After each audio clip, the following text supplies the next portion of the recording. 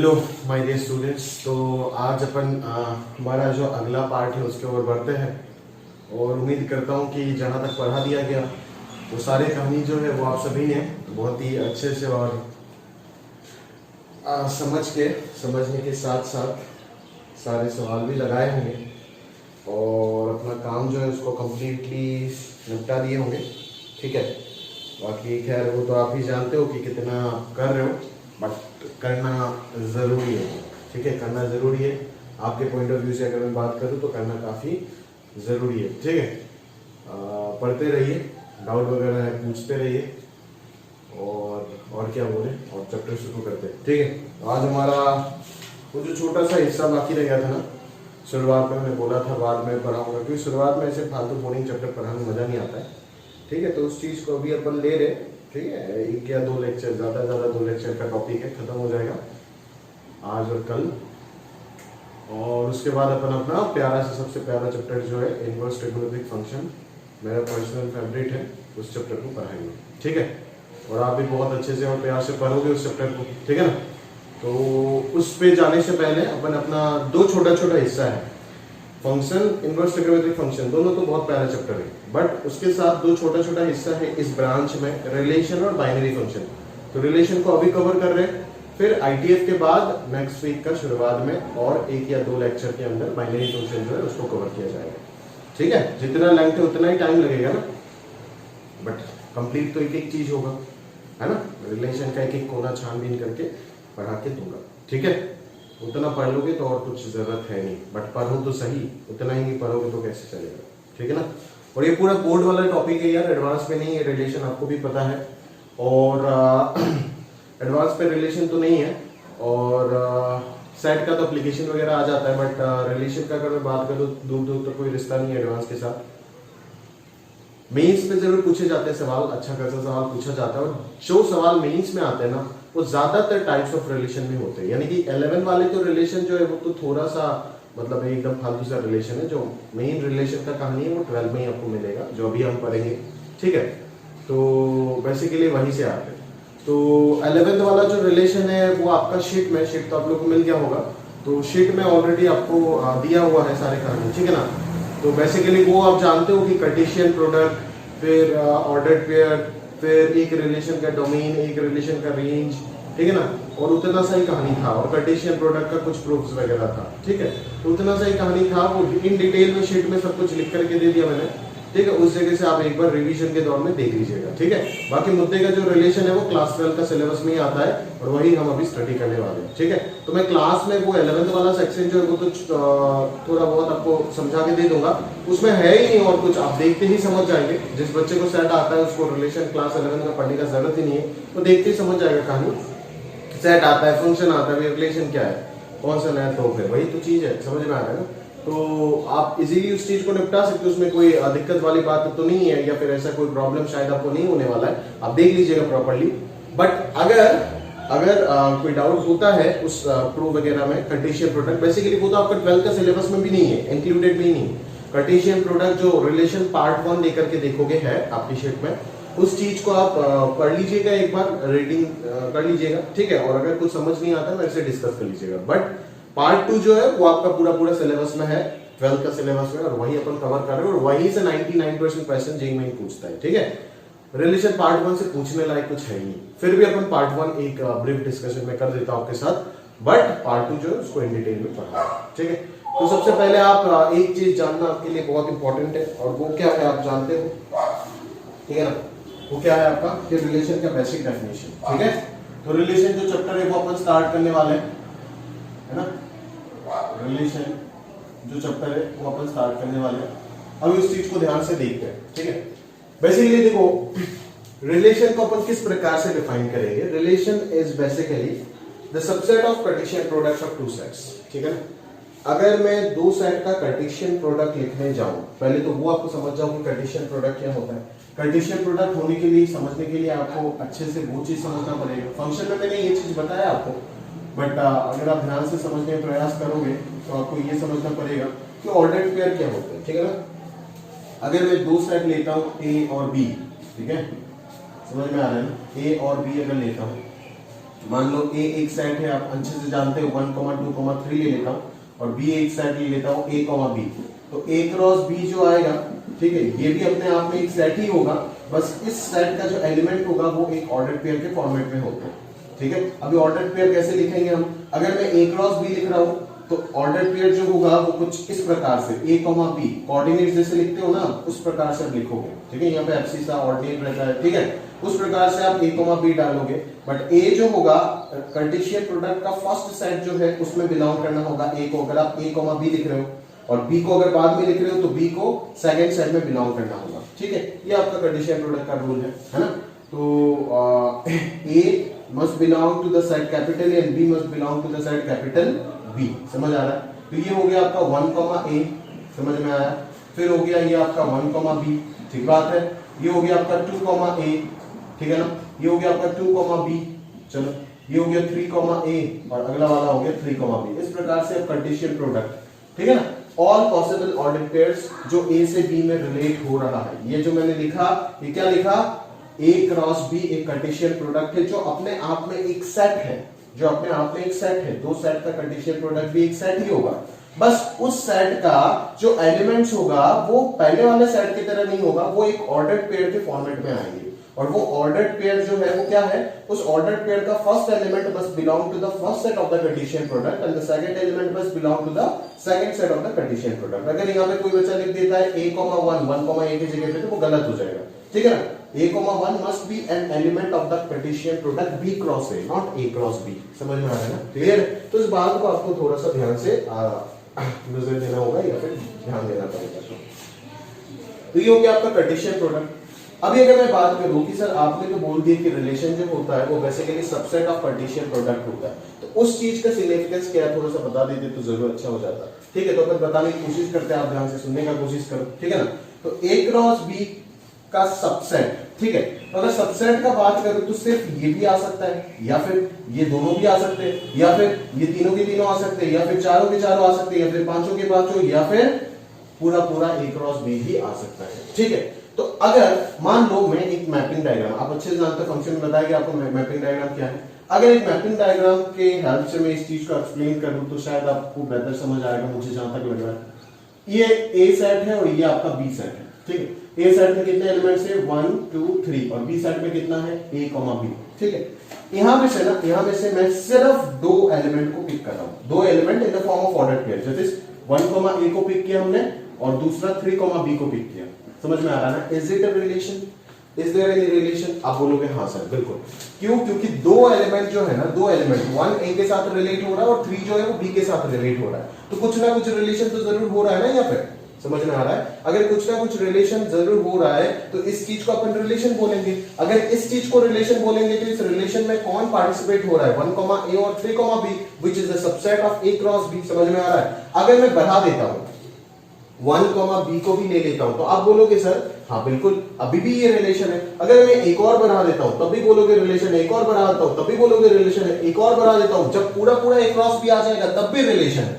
इसीलिए हम बोलते हैं कि सिर्फ एक एरो होने से भी रिलेशन है या फिर 6 का 6 एरो होने से भी रिलेशन होगा। समझ में आ रहा है ना। एक ऑर्डर पे पार्टिसिपेट करेगा तब भी रिलेशन होगा, 6 का 6 पार्टिसिपेट करेगा तब भी रिलेशन होगा। तो मुद्दे का बात है 6 से ज्यादा तो हो नहीं सकता है ना।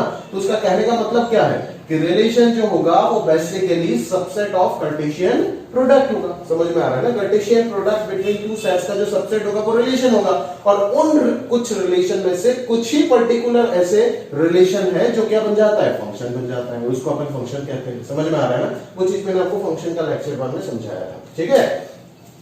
तो इस चीज को आपको ध्यान से समझना पड़ेगा कि what is Cartesian product, what is ordered pair, और ऑर्डर्ड पेयर क्या होता है, कार्टेशियन प्रोडक्ट क्या होता है, और दूसरे जगह पे अगर मैं देखूं कि रिलेशन क्यों हम बोलते हैं कि सबसेट ऑफ कार्टेशियन प्रोडक्ट है, क्योंकि अगर एक एरो आ गया तो भी ये रिलेशन हो रहा है, 2 ऑर्डर्ड पेयर ले लिया तो भी हो रहा है, 3 ले लिया तो भी हो रहा है, 6 का 6 ले लिया तो भी हो रहा है। इसीलिए subset of Cartesian product is known as relation, and some specific relation are known as function in which two conditions must satisfy.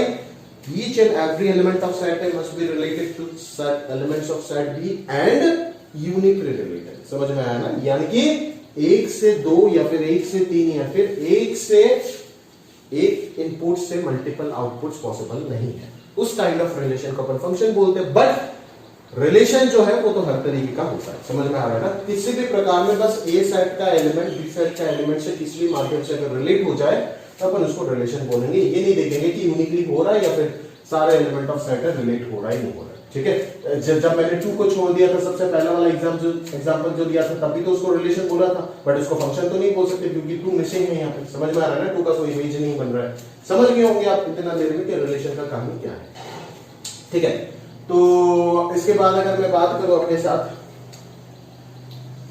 क्या कंसेप्ट पे बात करें, उसके बाद अगर बात करना चाहूं तो चलो देख लेते ध्यान से। ये हो गया रिलेशन, हो गया ऑर्डर्ड पेयर। एक अनऑर्डर्ड पेयर का कंसेप्ट है, आईआईटी सवाल पूछ चुका है उसमें, ठीक है। अपन सवाल में बात करेंगे, वो सवाल मिलेगा आपको, ठीक है। अनऑर्डर्ड पेयर क्या है आप समझने की कोशिश कीजिएगा, वैसा डिस्कस कीजिएगा, अदरवाइज सवाल मिलेगा एक्सरसाइज फॉर्म में, मैं बात करूंगा उस पर, ठीक है। आईआईटी आपको ऑर्डर्ड पेयर नहीं पूछेगा, अनऑर्डर्ड पेयर पूछेगा। चलो दूसरी बात है आपका और क्या क्या बाकी भाई रिलेशन में, अगर मैं सोचूं तो हाँ, नंबर ऑफ एलिमेंट्स बात कर लेते हैं। नंबर ऑफ एलिमेंट्स देखो, अगर मैं बात करूं कि ए सेट, देखो यहाँ पे ए सेट में कितना एलिमेंट था, 3 एलिमेंट था। बी सेट में कितना एलिमेंट है, 2 एलिमेंट है। तो इधर है आपका 3 एलिमेंट, इधर है आपका 2 एलिमेंट। तो ए क्रॉस बी में कितना एलिमेंट हो गया, element are in the form of ordered pairs, that's okay.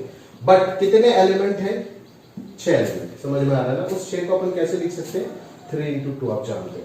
यानी कि कहना मतलब है कि सर n ऑफ a अगर आपके पास m हो गया, n ऑफ b अगर आपके पास n हो गया, तो अगर मैं n of a cross b या फिर n of b cross a का बात करूं तो उसमें कितने एलिमेंट्स होंगे sir, m into n elements होंगे, ठीक है। समझ में आ रहा है। तो टोटल नंबर ऑफ रिलेशन कितना हो जाएगा बोल, टोटल नंबर ऑफ रिलेशन कितना हो जाएगा बोल, कितना होगा। What is relation? Relation are the possible subsets of Cartesian product. Total number of relation बोल रहा हूँ। अगर सिर्फ एक ऑर्डर पेयर को लेकर के एक सेट बनाता हूँ तो भी ये एक रिलेशन बन सकता है, 2 को लेकर के बनाऊं तो भी रिलेशन बन सकता है, 6 का 6 को लेकर के बनाऊं तो भी रिलेशन बन सकता है। मतलब सर आप इनडायरेक्टली बता रहे हो कि इसका पॉसिबल सबसेट गिना रहे हो आप, इस चीज का पॉसिबल सबसेट गिना रहे हो। आपने हमको ये पूछ रखा है कि total number of relation A set से बी सेट में कितने पॉसिबल होंगे वो बताओ। तो सीधा सीधा इसका मतलब यही निकल रहा है सर, अगर ये भी रिलेशन है, ये भी रिलेशन है, ये भी रिलेशन है, मतलब आप ये सिखा रहे हो कि ए क्रॉस बी का total number of subsets, possible subsets जितना भी होगा वो सारे के सारे ए क्रॉस ए से बी सेट में एक एक रिलेशन कहलाएंगे। तो सीधा सीधा ए क्रॉस बी का total number of possible subset count कर लेते हो, और वो कितना होगा, किसी भी सेट का total number of possible subset कितना हो जाता है, 2 to the power m हो जाता है। अगर सेट में m एलिमेंट है, अगर सेट में m एलिमेंट है तो total number of possible subset कितना हो जाता है, 2 to the power m। आप अच्छे से जानते हो, जो कि पावर सेट का एलिमेंट होता है, ठीक है ना। तो अगर मैं a क्रॉस b में mn एलिमेंट है तो टोटल नंबर ऑफ रिलेशन कितना हो जाएगा, 2 to the power mn हो जाएगा, ठीक है। इस चीज के ऊपर सवाल पूछेगा, ठीक है, आपके बोर्ड एग्जाम में पूछा जा सकता है, मतलब पूछा भी है, लास्ट ईयर 19 में पूछा है, ठीक है। तो इस प्रकार की चीजों को आपको अच्छे से ध्यान देना पड़ेगा। अगर एक साइड में n एलिमेंट्स है, दूसरे साइड में n एलिमेंट्स है, then total number of relation from set a to b और b to a is 2 to the power mn, where और किस तरीके से ये आ रहा है, जहां पे आपको पता है कि a cross b b cross a से सबसे पहले अपन एलिमेंट्स निकाल रहे हैं और उसके बाद उसका सबसेट को काउंट कर रहे हैं, basically 2 to the power mn, ठीक है। तो इस प्रकार से नंबर ऑफ रिलेशन कैलकुलेशन का क्वेश्चन पूछा जा सकता है, ठीक है ना। मैं जहां तक देख रहा हूं ना कि 2 साल से वो जो असम बोर्ड में 1 मार्क का जो पहले 10 क्वेश्चन पूछा जाता है उसमें जो एक सबसे पहला क्वेश्चन होता है 1 मार्क का, लास्ट ईयर को भी था वो आपका रिलेशन किस क्वेश्चन था, और इस साल को भी रिलेशन का था, मोस्ट प्रोबब्ली अगले साल आईटीएफ का हो, ठीक है। बट खैर रिलेशन से आपको 4-5 मार्क तो मिल ही जाएगा भाई, ठीक है ना। ये मतलब पता नहीं ये बोर्ड वाले क्यों ऐसे करते हैं, फंक्शन इतना प्यारा चैप्टर, इतने सारे कंसेप्ट है, उधर छोड़ करके ये नालायक सा चैप्टर में सवाल पूछते हैं, ठीक है। पता नहीं उसका लॉजिक क्या है, ठीक है ना, उनको वही सब पसंद है फालतू चीज, ठीक है। खैर छोड़ो, रिलेशन में आपको सवाल मिल जाएगा, देखने को मिल जाएगा। 19 में तो आया, अच्छा सॉरी 19 में आया नहीं था 4 मार्क का सवाल, वो 20 में दे दिया, 21 में पता नहीं आएगा ही नहीं, ठीक है ना। अगर आया है फंक्शन से पूछता है, ऐसे नहीं फंक्शन से नहीं पूछता है, पूछेगा फंक्शन से, बहुत सारा कुछ पूछेगा, बट और रहता है ना, बेसिकली क्या होता है ना, ये जो relation function, binary function, inverse trigonometric function, ये 4 ब्रांच, ये पूरा ब्रांच का टोटल कंट्रीब्यूशन कितना सुनोगे तो हंसी आएगा, कितना 10 नंबर है, 10 नंबर। अभी 10 नंबर में से आईटीएफ का 4 नंबर का सवाल वो तो कंफर्म है, बचा हुआ 6 नंबर। अभी ये 6 नंबर ये 3 पार्ट बांट बूट के लेके चले जाते हैं, समझ में आ रहा है ना, क्लियर। उनमें से कभी 4 नंबर का तो एक ही सवाल बचता है, 2 1 मार्क का सवाल पूछता है और 2 4 मार्क का सवाल पूछता है। एक 4 मार्क का सवाल तो आईटीएफ लेके चला गया। अभी एक 4 मार्क का सवाल जो बचता है उसमें या तो रिलेशन आता है या तो फंक्शन आता है, और अगर और रहता है तो दोनों ही पूछ देता है। समझ में आ रहा है? इस प्रकार से होता है कहानी। ठीक है, उम्मीद करते हैं कि फंक्शन का वेटेज ज्यादा रहे, और अगर रिलेशन हमें क्या भाई, हम तो सब पढ़ा रहे हैं और आपको भी सब कुछ पढ़ना है, कुछ भी आए क्या फर्क पड़ता है। ठीक है, डालो भर के लिख के दो, ठीक है, कोई दिक्कत नहीं उसमें। तो ये कहानी मोस्ट प्रॉब्ली आपको समझ में आ गया होगा। ठीक है ना, अभी देख लेते हैं एक बार शीट में और क्या क्या है, तो अपन बात करते हैं उसके बाद। चलो, तो आप देख सकते हो रिलेशन का डेफिनेशन सबसे पहला पेज में लिखा गया है आपको, if A and B are non empty sets. ये सब पढ़ के जाना भाई, जो जो शीट में है एक एक चीज आपका दिमाग में फिट होना चाहिए। ठीक है, कब क्या पूछ देगा भगवान जाने, कब पूछ देगा रिलेशन का डेफिनेशन। बट बोले सर समझ में तो आया, तो subset of Cartesian product but construct नहीं कर पा रहे ध्यान से, तो गया 1 नंबर। समझ में आ रहा है ना, जो जो चीज पढ़ाया जा रहा है एक एक चीज दिमाग में फिट होना चाहिए। If A and B are non-empty sets, then a relation capital R from set A to set B is a subset of A cross B, और B cross A भी हो सकता है। Then a relation R is a relation from A to B implies R is a subset of A cross B। बार बार समझा के दिया, ठीक है। फिर नंबर ऑफ एलिमेंट्स वगैरह वही सब बात कर रहे हैं, ठीक है ना। देखो, ordered pair A, B belongs to R।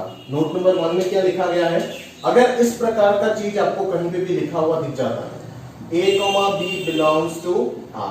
R मतलब सेट ऑफ रियल नंबर्स नहीं, रिलेशन का बात चल रहा है। ठीक है, A, B अगर रिलेशन में है तो इसका मतलब क्या निकलता है कि A जो एलिमेंट है वो रिलेट हो रहा है किससे, B से। समझ में आ रहा है ना, A is related to B।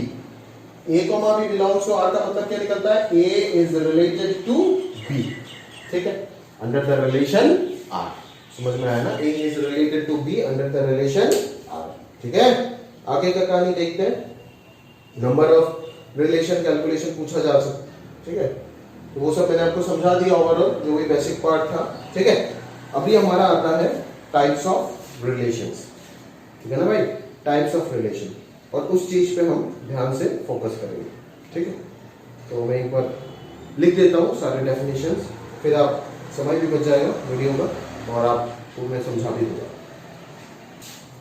तो देखो, स्टार्ट करते हैं कि अगला जो पार्ट है हमारा टाइप्स ऑफ रिलेशन के ऊपर बात करते हैं। सबसे पहला टाइप जो है वो क्या है, आपको दिख रहा है यहाँ पे, एम्प्टी रिलेशन या फिर वॉइड रिलेशन। बेसिकली कितने पार्ट है मैं आपको बता देता हूँ टाइप्स में। पहले तो ये 3 बेसिक रिलेशन के ऊपर बात करेंगे, वॉइड रिलेशन क्या होता है, यूनिवर्सल क्या होता है, आइडेंटिटी क्या होता है।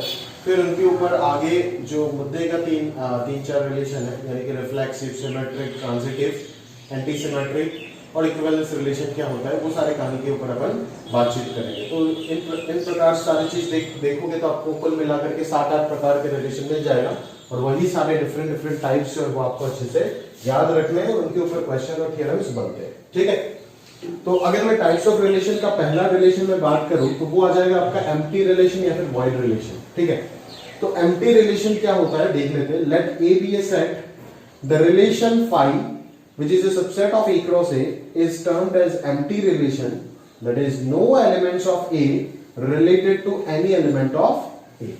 समझ में आ रहा है मेरी बात, ठीक है ना। no elements of A related to any elements of A। ठीक है, फाई का मतलब आप समझती हो नल सेट होता है, ठीक है ना। तो उस चीज को हम क्या बोल सकते हैं, किसी भी कार्टेशियन प्रोडक्ट का एक सबसेट बोल सकते हैं, क्योंकि कार्टेशियन प्रोडक्ट जो होता है वो अपने आप में तो सेट ही होता है, और फाई जो होगा वो उसका सबसेट होगा। तो ये जो होगा वो कहीं ना कहीं एक नल सेट के साथ साथ जब कार्टेशियन प्रोडक्ट पे बात होगा तो एक नल रिलेशन या फिर एम्प्टी रिलेशन भी नाम से भी जाने जा सकते हैं। समझ में आ रहा है ना। एग्जाम्पल के तौर पे अगर देखो तो ए हो गया, मान लो कोई भी एक सेट 1 2 3 4 5। अभी अगर रिलेशन कुछ इस प्रकार से बना दिया गया ताकि ये सारे एलिमेंट्स जो इस सेट में बिलोंग कर रहे हैं वो इस रिलेशन में, मतलब यहां में से कोई भी दो एलिमेंट को पिक करके मैं ये कंडीशन को सेटिस्फाई करने वाला ऑर्डर्ड पेयर नहीं फॉर्म कर सकता। अगर नहीं कर सकता तो मुझे क्या मिलेगा, phi, which is a empty relation. समझ में आया ना। देख लेते हैं कहानी, आप देख सकते हो। अगर आप इसमें बातचीत करो तो आप देखोगे कि क्या देखोगे, a माइनस बी 12 होना चाहिए। समझ में आ रहा है ना। यहाँ पे अगर मैं बात करता हूँ a माइनस बी पॉजिटिव है तो a क्या होगा, मैक्सिमम, b होगा मिनिमम। तो a का मैक्सिमम पॉसिबिलिटी क्या है, 5। b का मैक्सिमम मिनिमम पॉसिबिलिटी क्या है, b तो मिनिमम बोल रहा हूं ना, b का मिनिमम पॉसिबिलिटी 1 होगा। तो डिफरेंस जो होगा वो 4 से ज्यादा तो हमको दिख ही नहीं रहा है। 4 से बड़ा डिफरेंस तो पॉसिबल ही नहीं है ना भाई। तो 4 से बड़ा डिफरेंस अगर पॉसिबल नहीं है तो 12 कभी आ सकता है क्या? नहीं आ सकता है। मतलब सेट के अंदर कोई एलिमेंट होगा ही नहीं, जिसको अपन क्या बोलेंगे? 5 बोलेंगे, ठीक है ना। और वो हो जाएगा आपका नल या फिर एम्प्टी या फिर वॉइड रिलेशन कहलाएगा। समझ में आ रहा है? मान लो जैसे अगर आपको इस रिलेशन को सेटिस्फाई करने वाला ना, जैसे मान लो अगर अपन यहां तक ले लेते हैं, ये तो वॉइड रिलेशन का एग्जांपल हो गया। अगर मैं इसको एक्सटेंड कर करके ले जाता हूं, आपको मान लो 13 तक ले जाता हूं, ठीक है ना। इस प्रकार से डॉटेड लगा देते हैं और ये 13 तक लेके चलाता हूं, ठीक है। तब जाकर के आपको एटलीस्ट एक एलिमेंट मिल जाएगा, या फिर मान लो 15 तक लेके गया तो आपको कितने एलिमेंट मिलना शुरू हो जाएगा? अगर आप ध्यान से देखो तो 1,15 आपको मिलेगा। नहीं 12 चाहिए, तो 12 चाहिए तो आप 13 लोगे, ठीक है। फिर 2,14 ले लोगे आप, फिर 3,15 ले लोगे। समझ में आ रहा है ना? ठीक है। उल्टा आप ले नहीं सकते हो, 13,1 ले नहीं सकते हो। अगर 13,1 आप ले लेते हो तो वो तो आपको वो मिल जाएगा ना, क्योंकि a, b बोला है ना, तो b हो जाएगा 1 और ये हो जाएगा 13, तो डिफरेंस नेगेटिव में आ जाएगा। समझ में आ रहा है ना? तो यही पॉसिबल होगा, ठीक है। तो ये मैंने इसीलिए लिखा था कि मैं आपको वो चीज भी बता दूं 11 में जो हम पढ़ते हैं ना, कि domain and range of relation, ठीक है। तो एक रिलेशन को अंडर ए सेट आप पूरा डिटरमाइन करने के बाद जो कार्टेशियन प्रोडक्ट, मतलब ये तो एक a cross b, a cross a का कार्टेशियन प्रोडक्ट का सबसेट ही है। दोनों एलिमेंट a से भी पिक हो रहा है तो a क्रॉस a का ये सबसेट ही है, कोई ना कोई तो सबसेट होगा। a क्रॉस a में कितने एलिमेंट्स हो गए? अगर 15 बात करो तो 15 स्क्वायर एलिमेंट्स हो जाएगा, तो उसमें से 3 ऑर्डर पेयर लिया मैंने, तो ये तो सबसेट हो गया। ये अगर सबसेट हो गया तो अगर मैं बात करूं, ये अपने आप में तो एक रिलेशन है, ठीक है, जो इस सेट के अंदर भी ये रिलेशन को सेटिस्फाई कर रहा है, ठीक है। तो इस रिलेशन का अगर मैं डोमेन का बात करूं तो उसको ऐसे रिप्रेजेंट कर सकते हैं d ऑफ r, ठीक है, स्मॉल d ऑफ r, जो कि हो जाएगा आपका सारे ऑर्डर पेयर का पहला एलिमेंट, ठीक है, यानी कि a का वैल्यूज जो फर्स्ट वाले मैपिंग पे होगा, मतलब फर्स्ट वाले गोले पे सेट पे होगा। समझ में आ रहा है ना? यानी कि 1 2 3 हो जाएगा। और अगर मैं रेंज ऑफ r की बात करूं तो वो कितना हो जाएगा आपका? 13 आएगा, 14 आएगा और 15 आएगा, यानी कि जो आउटपुट्स है वो आएगा। समझ में आ रहा है ना? तो इस प्रकार से डोमेन और रेंज जो है वो भी लिख करके इस कहानी को समझ सकते हो, ठीक है। एम्प्टी रिलेशन उम्मीद करके आप समझ गए होंगे। 5 जो है, अगर relation under A set, under a particular set, अगर रिलेशन का वैल्यूज आपको रिलेशन के अंदर कोई भी ऑर्डर पेयर नहीं मिल रहा है तो उसको अपन एम्प्टी रिलेशन बोलेंगे, दैट इज 5, ठीक है। अगला देखते हैं यूनिवर्सल रिलेशन। यूनिवर्सल रिलेशन क्या होगा? सब कुछ आ गया, ठीक है ना। पॉसिबल रिलेशन क्या होता है? Subset of Cartesian product. अभी पूरा कार्टेशियन प्रोडक्ट भी तो उठ करके आ सकता है ना, तो उस केस में अगर पूरा कार्टेशियन प्रोडक्ट उठ करके आ गया तो जो रिलेशन बनेगा वो क्या हो जाएगा आपका? यूनिवर्सल रिलेशन होगा। देख लो, for a set capital A, if we have A cross A is a subset of A cross A, then this relation is called as universal relation on A, which means each element of A is related to every element of A. Each element of A is related to every element of A. यानी कि 1 खुद 1 के साथ भी related, 2 3 4 5 6 सबके साथ related. Similarly 2 खुद 2 के साथ भी होगा, 2 1 3 4 5 6 सबके साथ होगा। समझ में आ रहा है ना? यानी कि A क्रॉस A जो कार्टेशियन प्रोडक्ट होगा उसका पॉसिबल सबसेट में से वो सबसे बड़ा वाला सबसेट जो खुद A क्रॉस A ही है वो बन जाएगा आपका यूनिवर्सल रिलेशन। अगर इसको आप लिखोगे, इसको आप अगर एक्सप्रेस करके ऑर्डर पेयर फॉर्मेट में लिखोगे, मतलब और एलिमेंट्स आएगा ऑर्डर पेयर फॉर्मेट में, वो तो जाहिर सी बात है। अगर इस रिलेशन को आप लिखने का कोशिश करो आगे फर्दर तो क्या लिखोगे? सारे के सारे पॉसिबल ऑर्डर पेयर आपको लिखना पड़ेगा ना। देखो, क्योंकि बोल रहा है रिलेशन जो है वो a, b belongs to r such that modulus of a minus b greater than equal to 0। आप बोलोगे सर ये तो कोई भी a और b सेटिस्फाई कर जाएगा, क्योंकि मॉड्यूलस जो होता है वो तो हमेशा एक नॉन नेगेटिव क्वांटिटी होता है ना, absolute value is always non negative. तो आपको ये पता है, तो ये ही बोल के दे रहा है, तो a b यहाँ पे आप कुछ भी पिक कर सकते हो। 1,1 भी हो सकता है, 2,2 3,3 4,4 5,5 6,6 कुछ भी हो सकता है। फिर 1 2 1 3 1 4 सारे के सारे कहानी आ सकता है। यानी कि टोटल कितने एलिमेंट हो जाएंगे? 6 into 6 कितने आएंगे? 36 एलिमेंट हो जाएंगे आपका यहाँ पे। समझ में आ रहा है? क्लियर है? तो ये 36 वो क्या है? वो one of the possible subset है। A क्रॉस A का one of the possible subset है, और वो one of the possible subset सबसे बड़ा वाला सबसेट है ना, दैट इज खुद A क्रॉस A ही हो गया। तो उस चीज को अपन क्या बोलेंगे? Universal relation. जब रिलेशन के अंदर वो सारे पॉसिबल ऑर्डर पेयर आ सकता है जो A से A पे रिलेट हो रहा है, तब जाकर के इसको अपन क्या बोलेंगे? यूनिवर्सल रिलेशन बोलेंगे। और ये है हमारा अगला पार्ट, आइडेंटिटी रिलेशन। समझ में आया ना? ठीक है। A be a set, then a relation I suffix A, ठीक है ना। जिस सेट में रिलेशन डिफाइन हो रहा है उसको नीचे लगा दोगे। आपको जानते हो आइडेंटिटी फंक्शन का क्वेश्चन आप फंक्शन में भी करा मैंने। A comma A such that A belongs to A on capital A is called the identity relation on A. समझ में आ रहा है ना? Clear? Other words, identity relation. In other words, identity relation indicates every element of A is related to itself. मतलब A set का हर element जब खुद के साथ सिर्फ रिलेट होगा और उस प्रकार के ऑर्डर्ड पेयर्स जब आपके रिलेशन के अंदर होगा, तब उस रिलेशन को आप क्या बोल सकते हो? Identity relation. जैसे कि एग्जांपल से समझते हैं, A अगर 1 2 3 है तो 1 जब सिर्फ खुद के साथ रिलेट होगा, यानी कि 1 1 के साथ, 1 2 या फिर 3 के साथ नहीं हो सकता है, 2 सिर्फ खुद के साथ 2,2, 3 भी सिर्फ 3 के साथ। समझ में आ रहा है ना? तब इस रिलेशन को अपन क्या बोलेंगे? आइडेंटिटी रिलेशन बोलेंगे, डिफाइंड ऑन सेट A। समझ में आ रहा है? बट अगर मैं यहाँ पे 3,3 को छोड़ देता हूं तो यहाँ पे 3 खाली बैठेगा, वो बोलेगा मैं तो खुद के साथ रिलेट नहीं हुआ, तो ये आइडेंटिटी रिलेशन नहीं बन सकता। अगर 3,3 तक रिलेट होने के साथ एक और एक्स्ट्रा आ गया 1,3, ठीक है, तब भी ये आइडेंटिटी नहीं बन सकता है। आइडेंटिटी में सिर्फ खुद के साथ खुद का रिलेशन हो सकता है। समझ में आ रहा है ना? और कुछ पॉसिबल नहीं है। 1,3 भी नहीं आ सकता है, 3,3 मिस होगा तो भी कहानी नहीं चलेगा। These are not identity relation, ठीक है, बट ये रिफ्लेक्सिव हो जाएगा जो अपन आगे देखेंगे। समझ में आ रहा है ना? क्लियर है? तो इस प्रकार से आप ये तीनों रिलेशन को समझ सकते हो। अभी आगे देखते हैं कि बाकी क्या है। तो चलो अभी 3 टाइप्स ऑफ रिलेशन हमने ऑलरेडी कवर कर लिए, यानी कि अपना empty relation, universal relation, identity relation, वो सारे कहानी अपन देख चुके हैं। उसके बाद अपन जो अपना मेन पार्ट है उस चीज पे फोकस करते हैं और वो बोर्ड पे लिखा गया है, ठीक है। तो काफी सारे थियरीज वगैरह है, इसीलिए मैंने लिख दिया। मेरे को इतना सारा चीज याद नहीं रहता है और मैं मोबाइल से देख देख के आपको समझा नहीं पाऊंगा, ठीक है, इसीलिए मैंने लिख दिया, बुरा मत मानिएगा, ठीक है। तो आप देख लीजिए, फिर अगर दिखाई नहीं दे रहा है तो बोलता जाऊंगा, तो थोड़ा सा अंदाजा लगा के समझ लेना, क्योंकि शीट ऑलरेडी आपके पास है। अगर आप चाहें एज इट इज वहीं पे लिखा गया है, आप देख सकते हैं, ठीक है। तो शुरू करते चलिए रिफ्लेक्सिव रिलेशन से, है ना। Reflexive, symmetric, transitive, anti symmetric और फिर इक्विवेलेंस रिलेशन, ये आखिरी 5 है जो काफी इंपॉर्टेंट है, जिसपे सवाल बनते हैं और आपको समझना भी पड़ेगा उतना ध्यान से, ठीक है।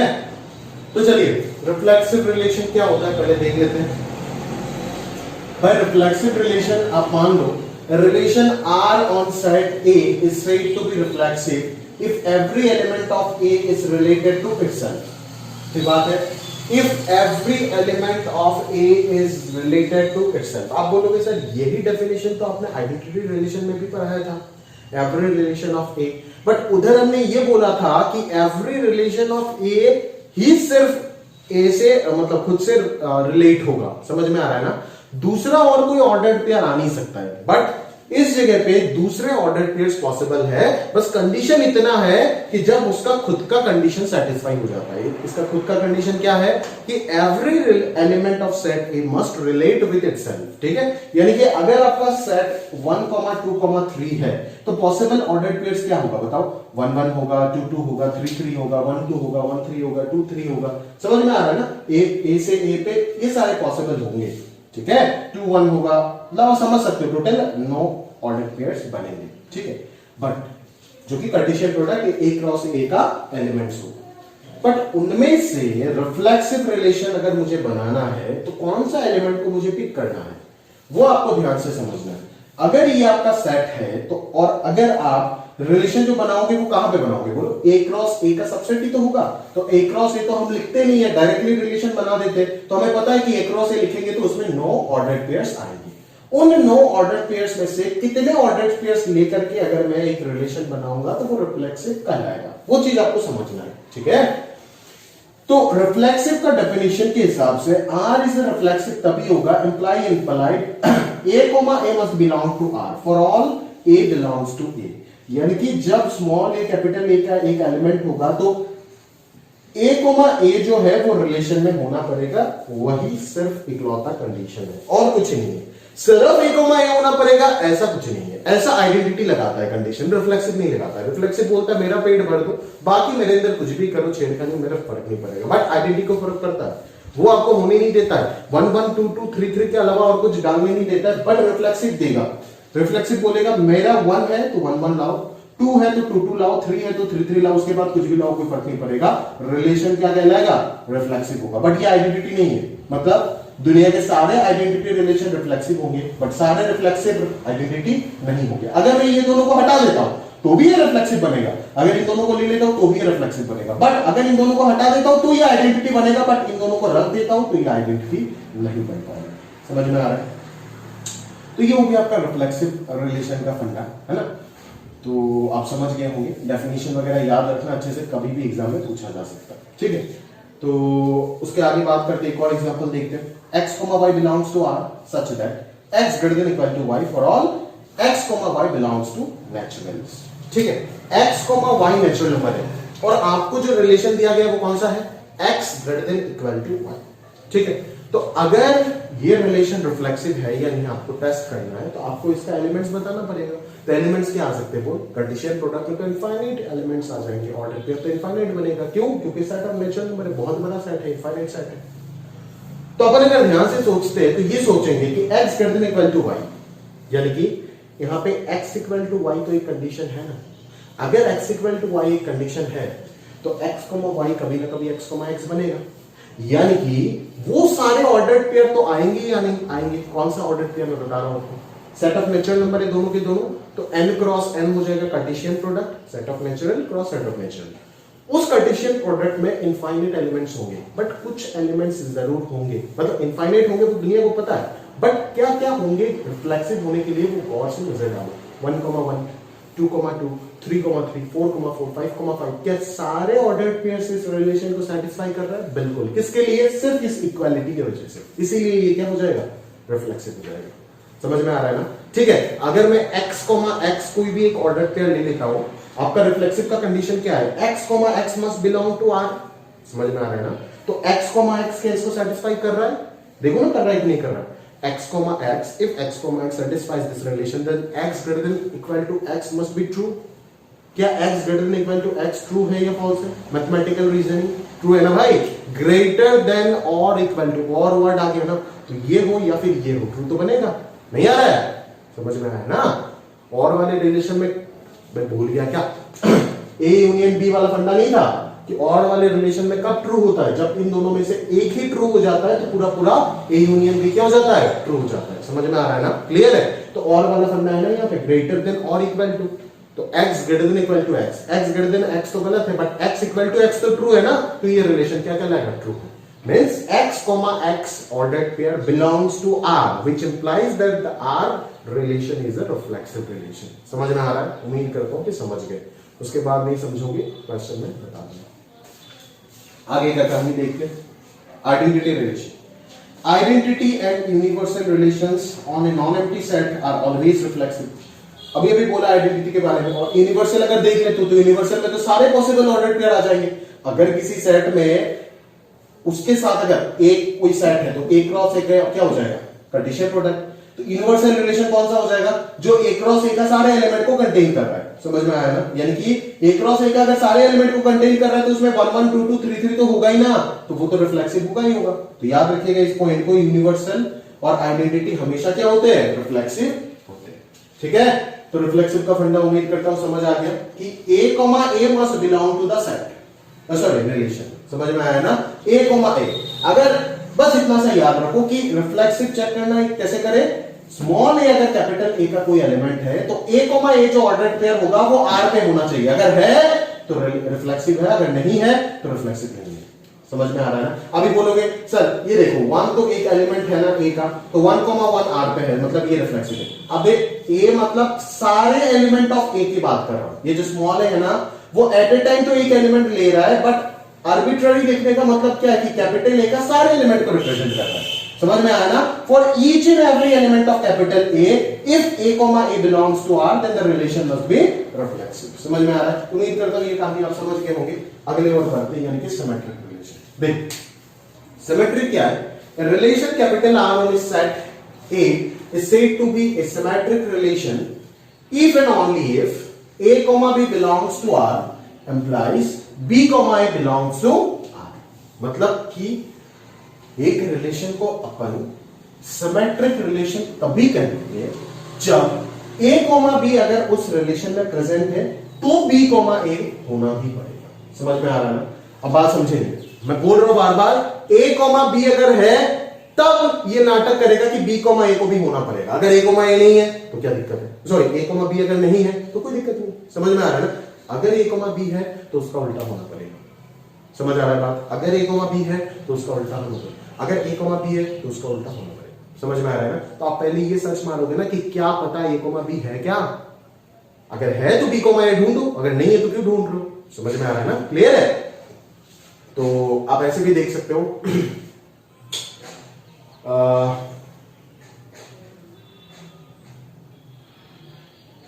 अगर आपको एक रिलेशन, इस टाइप का रिलेशन दिया जाता है, ऐसे तो चेक करना आता है सब, इस टाइप के अगर दिया जाता है तो आप चेक करो कि मान लेते a कॉमा b r पे है, मान लेते, तब तो आपको पता नहीं ना a कॉमा b r पे है या नहीं, क्योंकि ये तो ऑर्डर पेयर फॉर्मेट में नहीं लिखा गया है, बस आपको रिलेशन बताया गया है क्या है, ऑर्डर पेयर फॉर्मेट आपको लिखना है। तो इतना बड़ा सेट है तो आप कैसे लिखोगे ऑर्डर पेयर फॉर्मेट? लिखने का कोई जरूरत नहीं, डायरेक्टली चेक करो। कैसे चेक करोगे? a कॉमा b चेक कर, मान लो a कॉमा b r पे है, that is a greater than equal to b मान लो। अभी देखो क्या a greater than equal to b अगर है तो b greater than equal to a होगा या नहीं होगा? कोई जरूरी नहीं है, क्या नहीं होगा? सिमेट्रिक नहीं होगा। समझ में आ रहा है? देखते आगे डेफिनेशन देखते हैं। A relation R on set A is said to be symmetric if A, B belongs to R implies B, A belongs to R. इधर नहीं है, implies and implied नहीं, याद रखिएगा। A, B अगर R पे है तो B, A R पे होना चाहिए, बस इतना सा कंडीशन। A, B R पे है मतलब क्या? A is related to B implies B is related to A.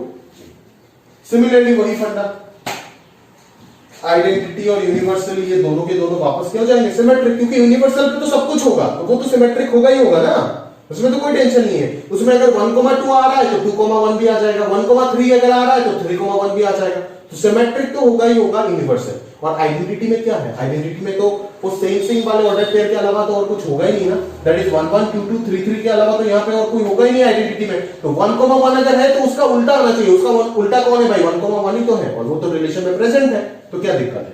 2,2 अगर है तो उसका उल्टा 2,2 आना चाहिए, वो तो है ही। इसलिए आइडेंटिटी यूनिवर्सल दोनों के दोनों वापस अपन क्या बोलते हैं? उन दोनों को सिमेट्रिक रिलेशन बोलते हैं। ठीक है, जैसे ये एक सेट है और ये एक रिलेशन लिखा गया है, मुझे चेक करना है कि ये सिमेट्रिक है या नहीं। मैं क्या बोलूंगा कि मेरे को ये सब से कोई मतलब नहीं है, ये अगर है तो अच्छी बात है, अगर नहीं है ये तो रिफ्लेक्सिव के लिए जरूरी है ना। मैं देखूंगा 1,1 है, 1,1 अगर है तो उसका उल्टा होना चाहिए, 1,1 का उल्टा 1,1 ट्रू है, 2,2 का उल्टा 2,2 है, 1,3 का उल्टा कौन है? 3,1 है, 3,1 का उल्टा कौन है? 1,3 है, फिर 2,1 का उल्टा कौन है? 1,2 है, फिर 1,2 का उल्टा कौन है? 2,1।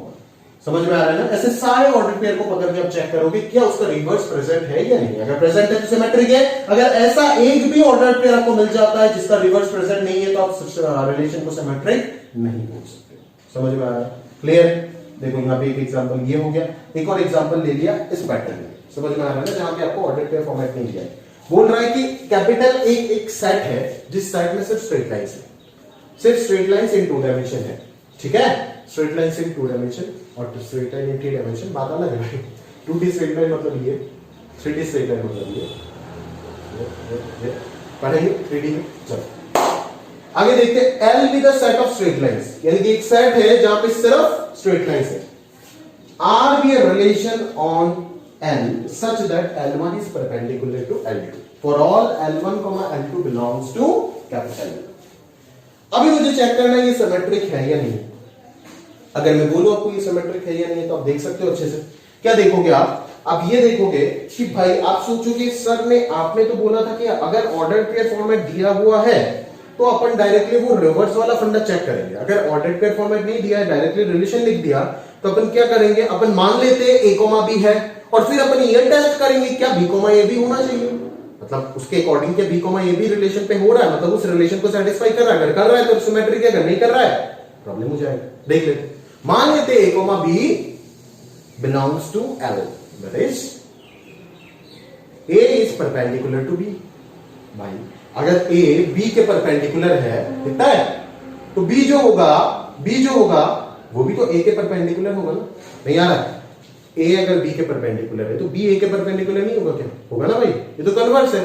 तो हम माने थे कि A, B belongs to L, that is A is perpendicular to B, और हमें मिल क्या गया कि B is also perpendicular to A, मतलब B, A belongs to L हमें मिल गया। That means A, B belongs to L implies B, A belongs to L, जो कि ये बताता है कि ये रिलेशन जो है वो क्या है? एक सिमेट्रिक रिलेशन। समझ में आ रहा है? तो इस प्रकार से आप किसी भी रिलेशन का सिमेट्रिसिटी को चेक कर सकते हो। आगे कहानी में क्वेश्चन तो हम बहुत देखेंगे, ठीक है। चलो आज तो थियरी का क्लास है, क्वेश्चन हम नेक्स्ट क्लास में अच्छे से देखेंगे। चलो आगे देखते हैं ट्रांजिटिव रिलेशन। ट्रांजिटिव रिलेशन देख लो क्या है। For a non empty sets capital A R is said to be a transitive relation if and only if a comma b belongs to r and b comma c belongs to r implies a comma c belongs to r for all a comma b comma c belongs to a। ध्यान से समझिएगा बात को। अगर a b है और b c है, नहीं आया। अगर a b है और b c है, नाटक बढ़ गया। अगर a b है और b c है तब a c होना पड़ेगा। अगर दोनों नहीं है तो क्या जरूरत ढूंढने का? ट्रांजिटिव बोल दो, ट्रांजिटिव समझ में आ रहा है। अगर दोनों है तो तीसरे वाले को सर्च मारो, अगर दोनों नहीं है तो क्या सोच रहे हो? बेकार है ना सोचना। ए बी पी सी मतलब पहले ऑर्डर पेयर का आखिरी वाला और सेकंड ऑर्डर पेयर का पहले वाला, पहले का रेंज और सेकंड का डोमेन अगर मैच हो रहा है तो तीसरा वाला भी होना चाहिए। अगर दोनों नहीं है तो सोचने का जरूरत ही नहीं है। समझ में आ रहा है ना? क्लियर है? तो इस प्रकार से सोचना है। If A B and B C both belongs to the relation then A comma C the order pair must belong to that relation. A R B and B R C implies A R C. समझते हो? Similarly यहां पे भी identity और universal का same नाटक चलेगा, ठीक है ना। आइडेंटिटी क्या है? 1 1 2 2 3 3। यहां पे तो ए बी और बी सी वाला फंडा ही नहीं दिख रहा है, तो जहां पे ए बी और बी सी वाला फंडा ही नहीं दिख रहा है तो उस चीज को डायरेक्टली अपन क्या बोल देंगे? ट्रांजिटिव बोल देंगे। समझ में आ रहा है ना? अब देखो ना, ए सेट में अगर मैं बोलता हूं इसी सेट में आइडेंटिटी क्या है? 1 1 2 2 3 3, तो इधर तो ए कॉमा बी और बी कॉमा सी वाला पैटर्न दिख ही नहीं रहा है ना। देख यहां पे मैं दिखाता हूं, यहां पे दिखाता हूं 1 कॉमा 1। अभी इस 1 को इस 1 कॉमा 1 के साथ अगर एक और ऑर्डर पेयर पकड़ना चाहते हो तो अगला वाला पकड़ो। कौन सा पकड़ सकते हो? ऐसा ऑर्डर पेयर ढूंढ करके निकालो जिसका आखिरी में क्या है, जिसका पहले क्या है? 1 है, क्योंकि इसका आखिरी में क्या है? 1 है। तो अगला वाला ऑर्डर पेयर का पहले वाले में क्या होना पड़ेगा? वही होना पड़ेगा जो इसका आखिरी में है। तो ढूंढते 1 किसका पहले में है? ये देखो 1 1 है, 1 3 है, तो किसको होना पड़ेगा? 1 1 कैंसिल करो, 1 3 को होना पड़ेगा। है क्या? बिल्कुल है। 1 1 है, इधर 1 2 है, तो 1 1 कैंसिल हो गया, इसका आखिरी और इसका पहला कैंसिल हो गया, तो 1 2 must belong to that relation, और जो कि हो रहा है। फिर आते हैं 2 2। अभी 2 इसका आखिरी है, तो 2 किसी से शुरुआत हो रहा है क्या? देख लो, इसमें शुरुआत हो रहा है, तो 2 2 और 2 1 है, तो 2 1 जो है वो इसमें होना पड़ेगा, और बिल्कुल है 2 1। समझ में आ रहा है ना? फिर इधर देख लेते हैं 1 3 और 3 1। 1 3 तो एक और ढूंढेंगे ना जिसका शुरुआत हुआ 3 से, तो 3 1 दे दिया, तो 3 3 cancel, 1 1 must belong to the relation जो कि है। ये देख 3 3 कैंसिल हुआ, 1 1 must belong to the relation जो कि हो रहा है। समझ में आया? तो इसको हम क्या बोलेंगे? 1 3 हो गया, 3 1 हो गया। अगर ये दोनों है तो इसको होना पड़ेगा, दैट्स द कंडीशन। समझ में आ रहा है ना? तो ये हो गया आपका ट्रांजिटिव रिलेशन। ये भी एक ट्रांजिटिव का एग्जांपल हो गया। समझ में आ रहा है ना? बट अगर सिर्फ मैं आइडेंटिटी का बात करूं तो 1 1 2 2 3 3 है, ए कोमा बी और बी कोमा सी वाला कंडीशन तो लग ही नहीं रहा है उस जगह पे, तो उसको अपन क्या बोलेंगे? ट्रांजिटिव बोल देंगे। अगर जहां पे कंडीशन लग ही नहीं रहा है उस जगह को डायरेक्टली आप क्या कमेंट कर दो? उसको ट्रांजिटिव बोल दो। ठीक है? तो आइडेंटिटी रिलेशन हमेशा क्या होता है? ट्रांजिटिव होता है। समझ में आ रहा है? यूनिवर्सल रिलेशन, यूनिवर्सल रिलेशन में तो सब कुछ हो जाएगा। अगर जिसमें सब कुछ हो जाएगा वो तो ट्रांजिटिव होगा ही ना। A comma B, B comma C भी उसमें मिलेगा, और ए कोमा सी भी जरूर तैयार रहेगा उसमें। ठीक है? क्योंकि उसमें सब कुछ आ गया तो वो तो ट्रांजिटिव होगा। याद रखना, आइडेंटिटी यूनिवर्सल रिफ्लेक्सिव भी होता है, सिमेट्रिक भी होता है, ट्रांजिटिव भी होता है। इसीलिए आइडेंटिटी और यूनिवर्सल रिलेशन को अपन एक इक्विवेलेंस रिलेशन बोलते हैं, क्योंकि इक्विवेलेंस रिलेशन वही रिलेशन होता है जो रिफ्लेक्सिव भी है, सिमेट्रिक भी है, ट्रांजिटिव भी है। समझ में आ रहा है? इक्विवेलेंस रिलेशन हम उसी रिलेशन को बोलते हैं जो रिफ्लेक्सिव भी है, सिमेट्रिक भी है, ट्रांजिटिव भी है। मेरे बात समझ में आया? चलो आगे देखते हैं। तो ये कहानी अपना हो गया। ठीक है? यहां तक जो है वो कहानी जो है वो कंप्लीट हो गया। चलो आगे की ओर देखते हैं। आगे की ओर क्या देखेंगे अपन? आगे की ओर क्या देखेंगे? देखते हैं। तो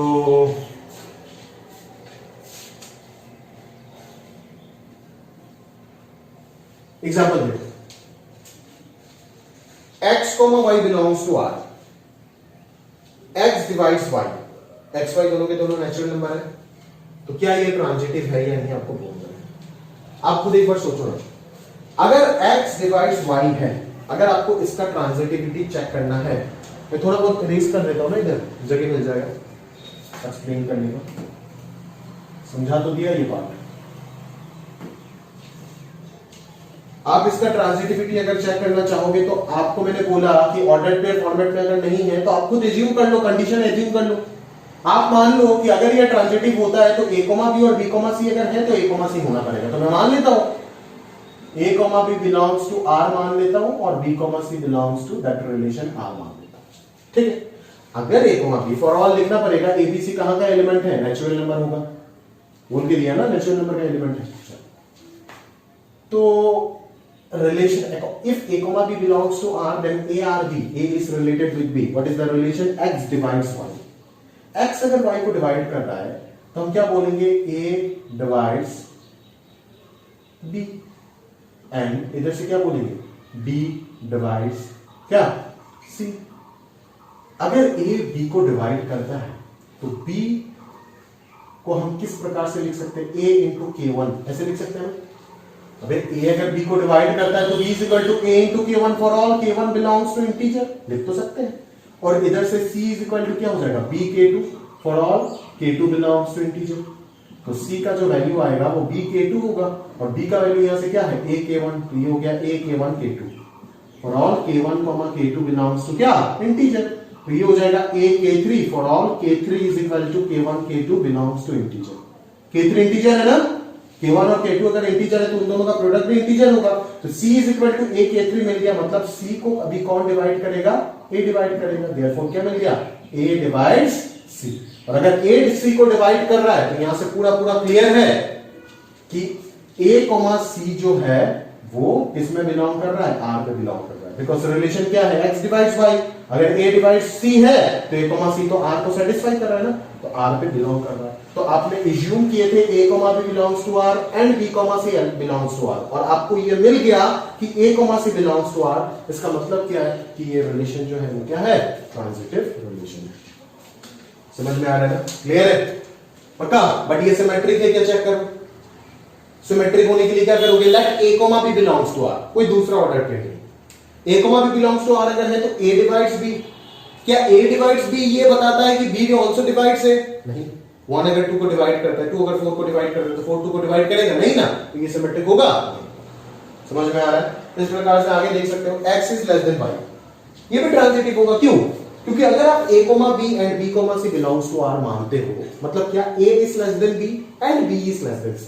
तो a अगर b से छोटा है, b अगर c से छोटा है, तो a तो c से छोटा होगा ना, which implies a is less than c, which means a, c ordered pair must be belong to the relation capital R। और जो कि ये बताता है आपको कि ये रिलेशन जो है सेकंड वाला वो भी क्या हो जाएगा, ट्रांजिटिव हो जाएगा। अभी ऑर्डर पेयर फॉर्मेट में आके एक और एग्जांपल देख लो, ये दोनों तो सेम ही है, x लेस देन y हो ही गया।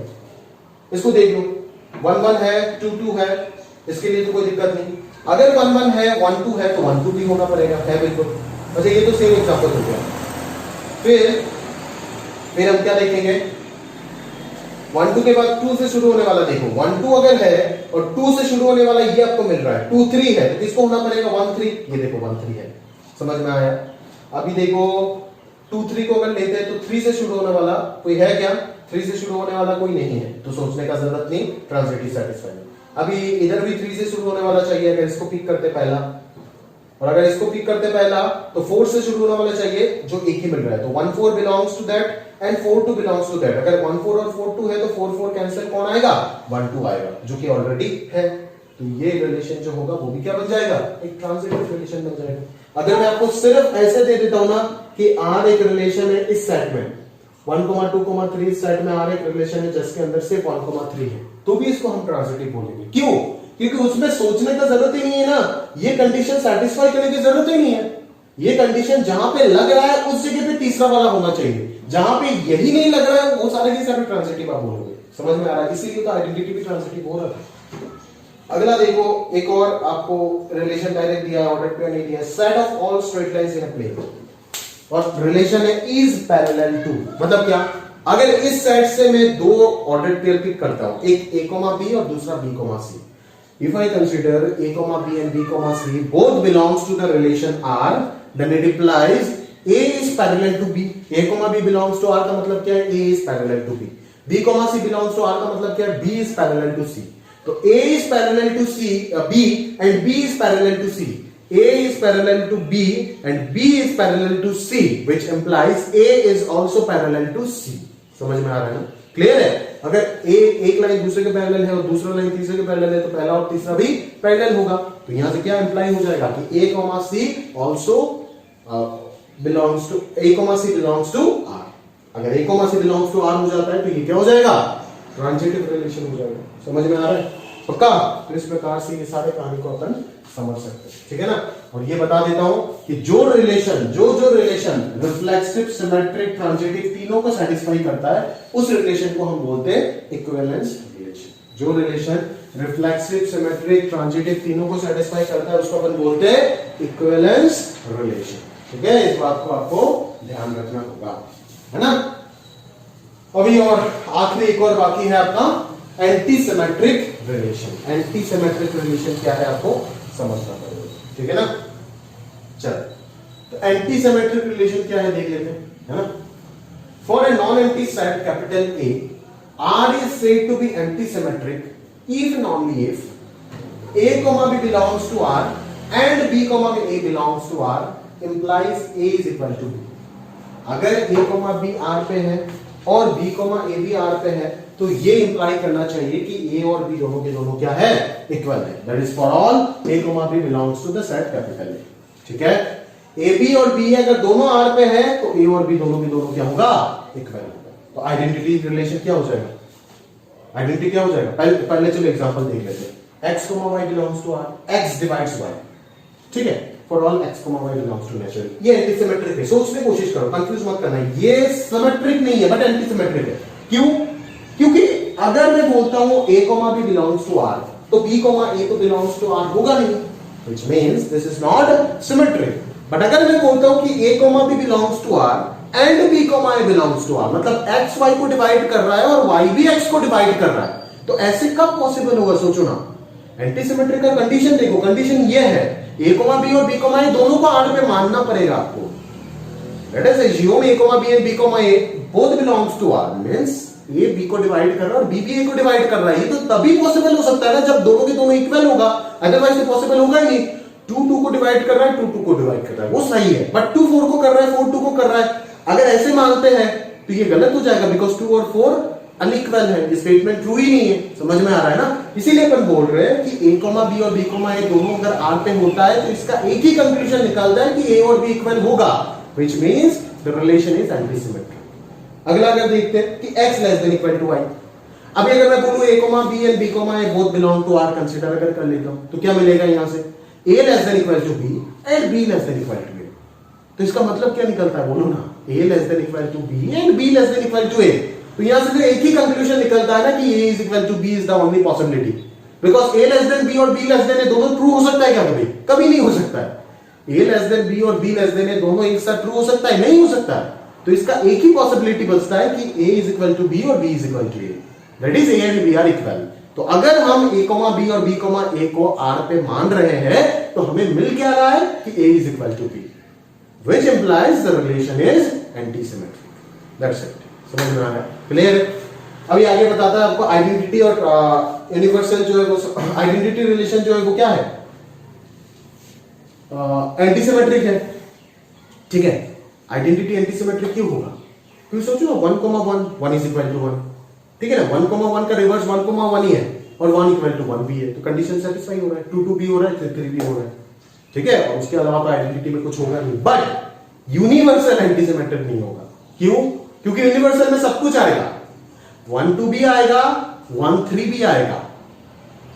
समझ में आ रहा है, 1 2 भी आएगा, यूनिवर्सल सिमेट्रिक तो होना पड़ेगा ना, तो 1 2 भी आएगा। अगर मैं एक सेट मान लेता हूं 1 2 3, मान लो ना 1 2 3 मान लिया सेट, उसका अगर मैं यूनिवर्सल रिलेशन लिखूं तो सब कुछ आएगा, सारे possible ordered pairs, all 9 ordered pairs will present in that relation. समझ में आएगा, तो 1 2 भी आएगा उसमें और 2 1 भी आएगा, बिकॉज क्यों, क्योंकि 1 2 आने से 2 1 आना ही पड़ेगा ना, तभी तो ये सिमेट्रिक होगा। और यूनिवर्सल रिलेशन हमेशा सिमेट्रिक होता है, आप जानते हो, थोड़ी देर पहले पढ़े हो। तो 1 2 आने से 2 1 को तो आना ही पड़ेगा रिलेशन में, क्योंकि ये सिमेट्रिक है।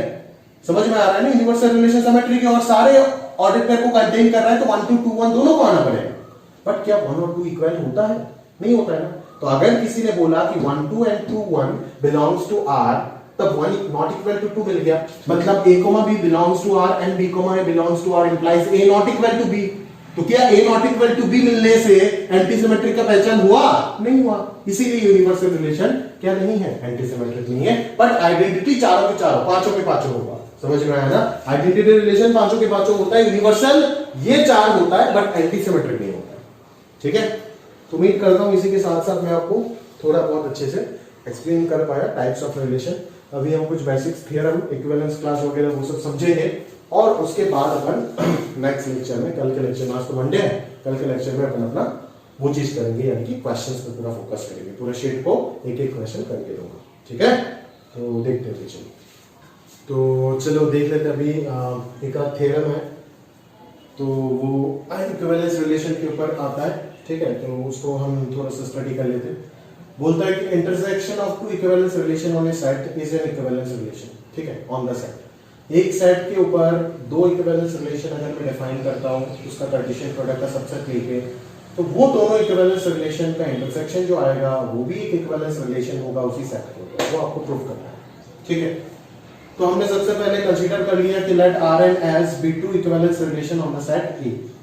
R और S पहले से इक्विवेलेंस है बोल के दिया है, तो आपको प्रूफ करना है R इंटरसेक्शन S जो होगा वो भी क्या होगा? एक इक्विवेलेंस रिलेशन होगा। इंटरसेक्शन तो डिफाइंड होगा बिकॉज़ ये सेट तो है ही, है ना। चलो R इंटरसेक्शन S को इक्विवेलेंस रिलेशन प्रूफ करने से पहले सबसे पहले आपको एक रिलेशन तो प्रूफ करना पड़ेगा उसी सेट के अंदर, तब ना जाके इक्विवेलेंस प्रूफ करोगे। तो R अगर A क्रॉस A का सबसेट है, S भी अगर A क्रॉस A का सबसेट है, तो R इंटरसेक्शन S भी A क्रॉस A का सबसेट होगा। ये दिखाना पड़ेगा, इसमें एक मार्क है। Implies R intersection S is also a relation on set A। अभी हम प्रूफ करेंगे कि वो इक्विवेलेंस है। इक्विवेलेंस होने के लिए क्या होना पड़ेगा? उसको रिफ्लेक्सिव, सिमेट्रिक और ट्रांजिटिव होना पड़ेगा। तो करते चलो। रिफ्लेक्सिव प्रूफ करने के लिए क्या करते हैं हम?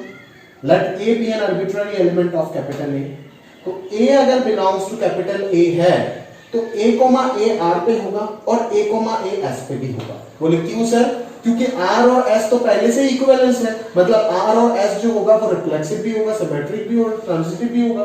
तो R और S अगर रिफ्लेक्सिव है तो R और S रिफ्लेक्सिविटी का कंडीशन को सेटिस्फाई करेगा, जो कि है कि A अगर A पे होता है तो A, A R पे है। ये हो गया R का रिफ्लेक्सिविटी, ये हो गया S का रिफ्लेक्सिविटी।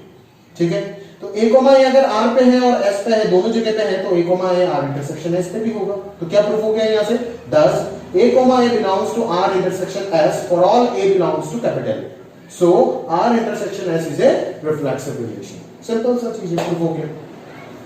सिमेट्रिसिटी पे बात करते हैं।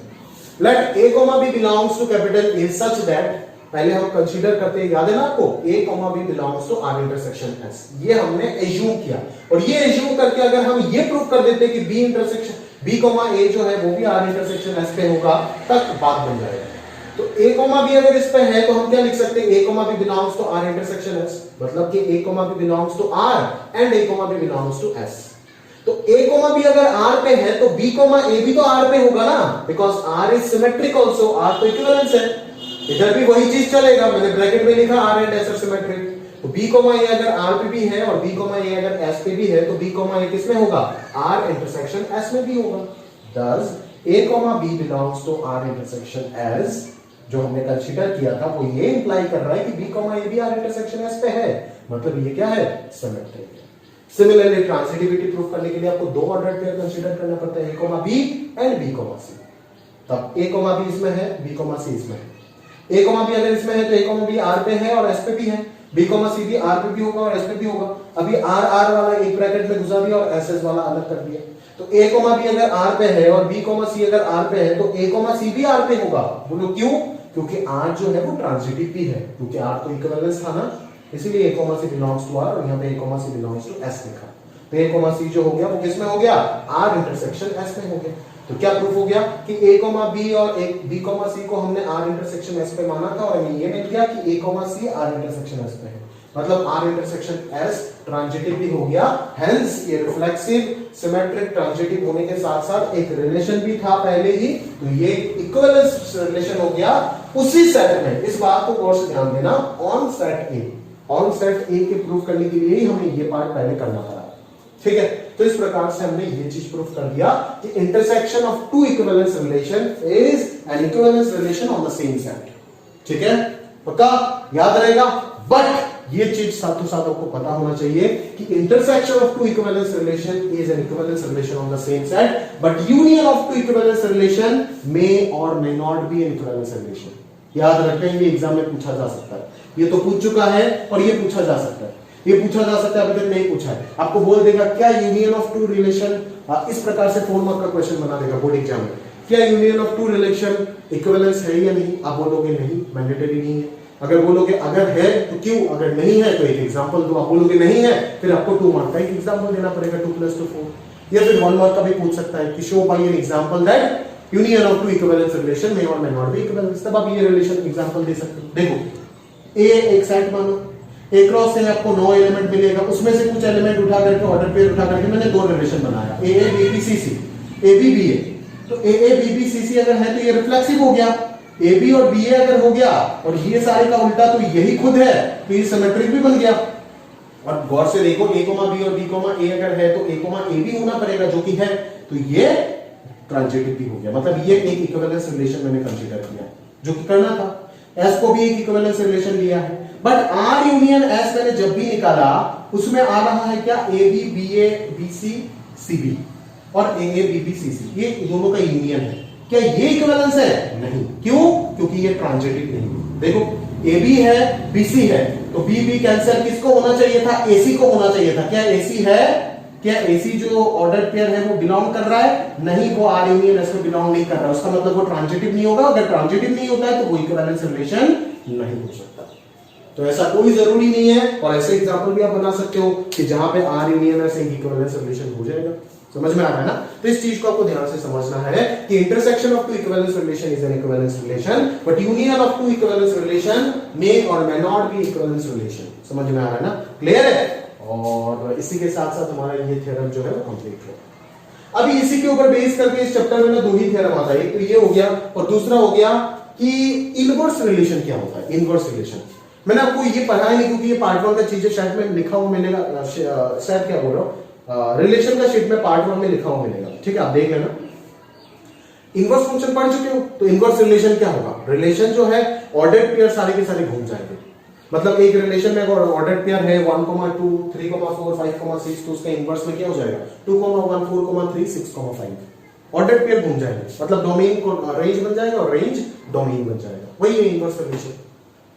तो बोलता है कि अगर एक रिलेशन आर इक्विवेलेंस है तो उसका इनवर्स रिलेशन जो होगा वो भी इक्विवेलेंस होगा। ये एक और थ्योरम है जो कि सेम चीज सेम आपको पहले आर इनवर्स को, अभी आर इंटरसेक्शन एस को आपने वो पहले रिलेशन प्रूफ किए थे, तो तब आप आर इनवर्स को रिलेशन प्रूफ करोगे, फिर आर इनवर्स को रिफ्लेक्सिव सिमेट्रिक ट्रांजिटिव करोगे और वो भी क्या हो जाएगा? इक्विवेलेंस हो जाएगा। सेम चीज शेप में क्या हुआ है देख लेना, एज इट इज सिर्फ आर और एस की जगह पे आर इनवर्स आ गया।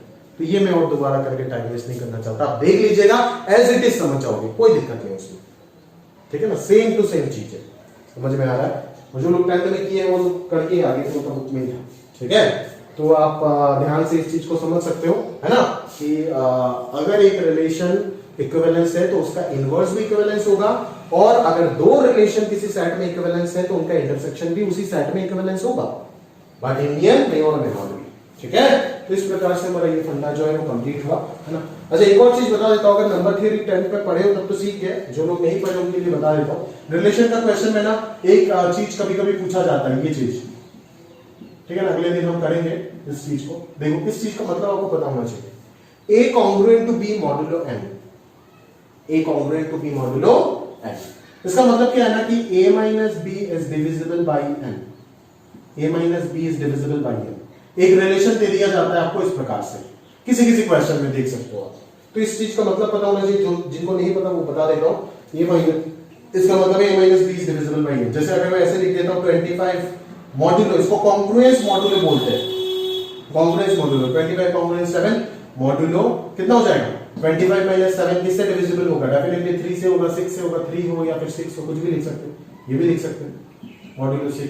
समझ में आ रहा है ना? बस इस चीज का मतलब पता होना चाहिए। ये रिलेशन जो है ये क्या हो जाता है? ये इक्विवेलेंस रिलेशन होता है। क्यों? क्योंकि देख ए, अगर इसको इक्विवेलेंस रिलेशन होना है तो a, a को बिलोंग्स टू r होना पड़ेगा, जो कि है, because if a, belongs to r then a modulo a congruence to a modulo m होना पड़ेगा। मतलब a माइनस a जीरो, और जीरो को तो कोई भी चीज डिवाइड करता है, तो ये रिफ्लेक्सिव तो है। फिर सिमेट्रिसिटी करेंगे, अगले दिन में क्वेश्चन करा के दूंगा। सिमेट्रिसिटी में क्या है? सिमेट्रिसिटी में ये ध्यान देना होगा कि अगर a, b रिलेशन पे है तो b, a भी होना पड़ेगा। तो मान लीजिए a, b है, मतलब let a, b belongs to r, मतलब क्या? a congruent to b modulo n, that is a minus b is divisible by n। तो b माइनस a भी क्या होना पड़ेगा? अरे भाई 5 को अगर n डिवाइड कर रहा है तो माइनस 5 को भी तो करेगा ना भाई, तो b माइनस है आल्सो डिविजिबल बाय n, मतलब b congruence to n modulo n भी हो गया, मतलब b, a belongs to r भी हो गया, सिमेट्रिक हो गया। और अगर a minus b divisible by n होता है, b minus c divisible by n होता है, तो दोनों को सम कर दोगे तो a माइनस c भी डिविजिबल बाय n होगा, ट्रांजिटिव भी हो गया। इस प्रकार से ये एक इक्विवेलेंस रिलेशन होता है। ठीक है, तो ये एग्जाम में पूछे जा सकते हैं। ठीक है, अभी तक तो पूछा नहीं है बट पूछे जा सकते हैं, उसलिए मैंने आपको बता दिया। ठीक है, तो इस चीज का मतलब शीट में लिखा हुआ है, पढ़ लीजिएगा, एक नोट फॉर्म में दे दिया मैंने। ठीक है, तो इस चीज को ध्यान से देख लीजिएगा। ठीक है, बाकी क्वेश्चन में नेक्स्ट क्लास में शीट का करा के। अभी हमारा लास्ट पार्ट जो है इस चैप्टर का, उस चीज को थोड़ा बहुत देख लेते हैं, चैप्टर का थ्योरी पोर्शन पूरा कंप्लीट करते हैं। ठीक है, तो चलो सर, हमारा जो लास्ट टॉपिक है रिलेशन चैप्टर का, वो देख लेते हैं एक बार, इक्विवेलेंस क्लास। ये इस पार्ट में बच्चे थोड़ा सा कंफ्यूज हो जाते हैं, एनसीईआरटी में भी क्लियरली मेंशन नहीं है, सवाल वगैरह तो दिया है बट खैर आप ध्यान से देखो, डीपली समझने की कोशिश करो इस चीज को, अदरवाइज कंफ्यूजन रह जाता है। इक्विवेलेंस क्लास क्या है? देखो, let R is an equivalence relation on a set capital X, then the equivalence class of an element A belongs to X is the set of all elements in capital X which are related to A and is denoted by A bar और class of A इस प्रकार से denote किया जाता है। तो equivalence class of A मतलब क्या? R is an equivalence relation on a set capital X, एक सेट है X, उसमें एक equivalence relation मैंने डिफाइन किया R। ठीक है, then the equivalence class of an element, उस सेट X का कोई भी एक एलिमेंट A है, उसका मैं इक्विवेलेंस क्लास लिखना चाहता हूं, तो वो क्या हो जाएगा? Is the set of all elements in capital X which are related to A under this relation, which are related to A under this relation। किसी भी एक एलिमेंट कैपिटल X से लेकर के अगर उसका क्लास लिखना चाहते हो तो क्या होगा? Set of all possible elements in capital X which are related to A under this relation, वो है आपका इक्विवेलेंस क्लास का डेफिनेशन। इसको अच्छे से आप याद रखें। समझते हैं कि कैसे इक्विवेलेंस क्लास लिखेंगे। एक रिलेशन कंसीडर किया, उसको समझने के लिए कांग्रुएंस मॉड्यूलो 4, अभी मैंने आपको बताया था कांग्रुएंस मॉड्यूलो क्या होता है, कांग्रुएंस मॉड्यूलो 4। ठीक है ना? तो सबसे पहले अगर आप इक्विवेलेंस क्लास ऑफ 0 निकालना चाहते हो तो आप क्या बोलोगे? यहां पे आपको क्या ढूंढना है? इक्विवेलेंस क्लास ऑफ 0 ढूंढना है, मतलब उधर डेफिनेशन के साथ रिलेट करा रहा हूं। ए कौन हो गया? 0 हो गया। ये क्या हो गया तेरा? R हो गया। तो equivalence class of 0 is equal to ऐसा एलिमेंट X, सेट कौन है? कैपिटल X, यहां पे क्या दिया है? Z दिया है, Z इंटीजर का सेट दिया है मान। तो equivalence class of 0 that is equivalence class of A, वो क्या हो जाएगा? ऐसा एलिमेंट कैपिटल X का that is X belongs to Z such that X, 0 belongs to R। मतलब क्या? X जो है वो 0 के साथ रिलेट हो रहा है अंडर दिस रिलेशन R। मतलब क्या? X belongs to Z such that relation क्या? 4 डिवाइड्स X माइनस 0। रिलेशन क्या है? कांग्रुएंस मॉड्यूलो है ना, मतलब क्या? X is congruent to 0 modulo 4, इस प्रकार से हो जाएगा। तो x minus 0 is divisible by 4 या फिर 4 डिवाइड्स x माइनस 0। तो इस प्रकार से x अभी आपको ढूंढना है, ताकि x माइनस 0 तो मतलब x ही है ना, 4x को डिवाइड कर दे, मतलब सीधा सीधा x जो क्या हो जाएगा? वो 4 का मल्टीपल हो जाएगा। क्या होगा? 0 4 8 और इधर आपका -4 -8 सारे का ही चलेगा। तो उसको अगर मैं लिखूं सेट बिल्डर में तो कैसे लिखूंगा? 4n such that n belongs to Z। तो ये हो गया आपका 0 का इक्विवेलेंस क्लास। बार बार बोल रहा हूं कि किसी एलिमेंट A जो कि X का ही एलिमेंट है, उसका इक्विवेलेंस क्लास कैसे लिखेंगे? वो सारे एलिमेंट अपार्ट फ्रॉम A या फिर A भी हो सकता है, वो सारे X का का किसी एलिमेंट का इक्विवेलेंस क्लास लिख रहा हूं, आंसर क्या होगा?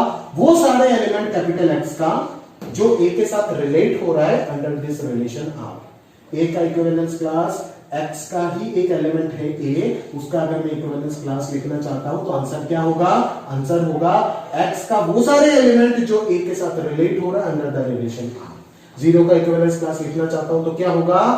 एक्स दैट इज जेड का वो सारे एलिमेंट जो जीरो के साथ रिलेट हो रहा है under this relation congruence modulo 4। समझ में आया? अगर 1 का निकालना चाहता है तो क्या होगा? x, 0 की जगह पे x, 1 आ जाएगा, तो यहाँ पे x, 1 आएगा। अगर x, 1 को 4 डिवाइड करता है तो x क्या हो जाएगा? 5, 1, -3, -7, -11, ये सारे काम ही होगा। That is 4n + 1। Similarly class of 2 क्या हो जाएगा? 4n + 2 होगा। क्लास ऑफ 3 हो जाएगा 4n + 3। 0, 1, 2, 3 निकाल दिया। जैसे ही क्लास ऑफ 4 निकालने गया मुझे वापस 4n मिल गया, which is equal to class of 0। Similarly 5 निकालो, क्लास ऑफ 1 मिलेगा। 6 निकालो, क्लास ऑफ 2 के इक्वल मिलेगा। 7 निकालो, क्लास ऑफ 3 के इक्वल मिलेगा। फिर 8 से शुरू करो, 0, 9, 1, 10, 2, 11, 3, फिर 12 से रिपीट होगा। मतलब ये सारी चीजें रिपीटेशन चलता जाएगा। तो इस सेट ऑफ इंटीजर्स में हमें जो डिस्टिंक्ट इक्विवेलेंट क्लास मिला है, जो डिस्टिंक्ट इक्विवेलेंस क्लास हमें मिला है under the relation congruence modulo 4, इस सेट ऑफ इंटीजर्स में अंडर दिस रिलेशन हमें जो डिस्टिंक्ट इक्विवेलेंस क्लास मिला है वो है आपका 0, 1, 2, 3। वो आपको ढूंढने के लिए बोला जा सकता है। This is your question. ये क्वेश्चन ही करा रही है आपको। वो क्वेश्चन निकालना है कि find all the equivalence class from the set of integers under this relation congruence modulo 4। तो उस प्रकार से आपने सबसे पहले 0 का ढूंढे, 1 का ढूंढे, 2 का ढूंढे, 3 का ढूंढे, फिर देखिए रिपीटेशन होगा। 0 के पीछे जाओगे तो भी रिपीटेशन होगा। -1 का निकालो, -2, -3, -4 रिपीटेशन होगा। समझ में आ रहा है? ठीक है, तो ये हो गया आपका distinct equivalence class 0, 1, 2, 3। Each equivalence class, note देखो, each equivalence class is non empty. बिल्कुल। Any two distinct equivalence class are disjoint. क्या इन दोनों में कोई कॉमन है? नहीं है भाई। कोई भी डिस्टिंक्ट तो इक्विवेलेंस क्लास अगर लोगे तो डिसजॉइंट आएगा। देखो ना, चारों के चारों में कोई कॉमन नहीं है, सारे के सारे डिसजॉइंट है। Union of all the equivalence class, ये सबसे इंपॉर्टेंट है। Union of all the equivalence class is the whole set Z। समझ में आ रहा है? X का जितना पॉसिबल इक्विवेलेंस क्लास होगा, डिस्टिंक्ट इक्विवेलेंस क्लास, उन सब का अगर मैं यूनियन, ये सारे के सारे क्लास अपने आप में तो एक सेट ही है ना, तो ये सारे सेट का अगर यूनियन ले लूंगा तो वो X ही बन जाएगा। समझ में आ रहा है? शीट में लिखा गया, अच्छे से आप पढ़िएगा इस चीज को। ठीक है ना? सजा के रखने के लिए नहीं दिया गया है, पढ़ने के लिए दिया गया है। सारे इक्विवेलेंस क्लास का डिस्टिंक्ट इक्विवेलेंस क्लास सबका अगर यूनियन लोगे तो बात बराबर ही आएगा ना भाई।